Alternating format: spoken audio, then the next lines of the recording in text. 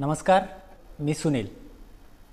आज छत्रपती राजर्षी शाहू महाराजांची जयंती आहे आणि त्यांना लोकराजा किंवा शोषितांचा राजा असं का म्हणलं जातं याबद्दलची एक इंटरेस्टिंग गोष्ट आज आपण या व्हिडिओतून जाणून घेणार आहोत।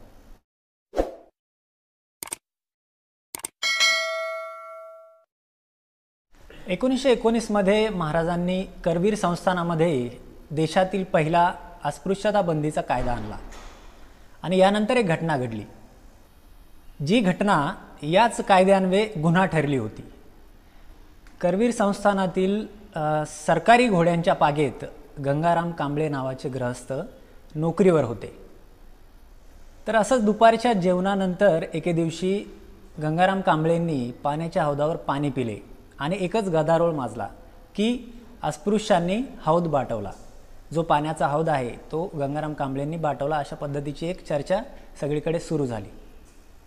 आणि याच गोष्टीची शिक्षा म्हणून तिथले काम करणाऱ्या सवर्णांनी, अस्पृश्यता मानणाऱ्या वर्गाने गंगाराम कांबळेंची पाठ चाबकाने सोलून काढली होती। या घटनेवेळी राजश्री शाहू महाराज हे दिल्लीमध्ये होते आणि या गोष्टीमुळे गंगाराम कांबळेंनी महाराज कोल्हापुरात येण्याची वाट पाहिली आणि ते महाराज कोल्हापुरात आल्यानंतर गंगाराम कांबळे सोनतळी कॅम्पवर महाराजांना भेटले आणि त्यांच्यासोबत घडलेली सर्व हकीकत पूर्णपणे सांगितली। गंगाराम कांबळेंवरील या अन्यायकारक घटनेनंतर महाराजांनी त्या सर्वांना बोलून घेतलं आणि त्यांनासुद्धा घोड्याच्या चाबकानेच सोलून काढलं। त्यावेळी त्यांनी विचार केला नाही की मी मराठा किंवा स्पृश्य समाजातील नागरिकांना, लोकांना शिक्षा देतोय। या सगळ्या घटनेनंतर महाराजांनी गंगाराम कांबळेंना जवळ घेतलं, त्यांच्या पाठीवरून मायेचा हात फिरवला आणि त्यांना सांगितलं, गंगाराम, तुला नोकरी माफ, तुला जे काही करायचंय, स्वतंत्र व्यवसाय कर किंवा काही कर, त्यासाठी मी तुला पूर्णपणे मदत करेल। महाराजांनी गंगाराम कांबळेंना व्यवसायासाठी मदत केली आणि या घटनेनंतर गंगाराम कांबळेंनी स्वतःचा चहाचा हॉटेलचा व्यवसाय सुरू केला।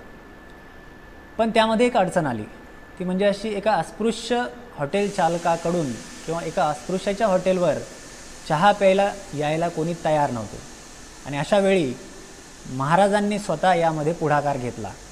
महाराज स्वतः गंगाराम कांबळे यांच्या हॉटेलवर जाऊन चहा घ्यायला लागले आणि अपरिहार्यपणे महाराजांसोबत असलेले सर्व सहकारी देखील गंगाराम कांबळेंच्या हॉटेलवर चहा घेऊ लागले आणि हा सगळा कार्यक्रम त्यांच्यासाठी नित्याचा झाला। महाराज नेहमी येता जाता गंगाराम कांबळेंच्या हॉटेलवर चहा घ्यायला लागले आणि अशा पद्धतीने अस्पृश्यतेच्या बेड्या महाराजांनी मोडीत काढल्या। तर असे होते आपले शाहू महाराज।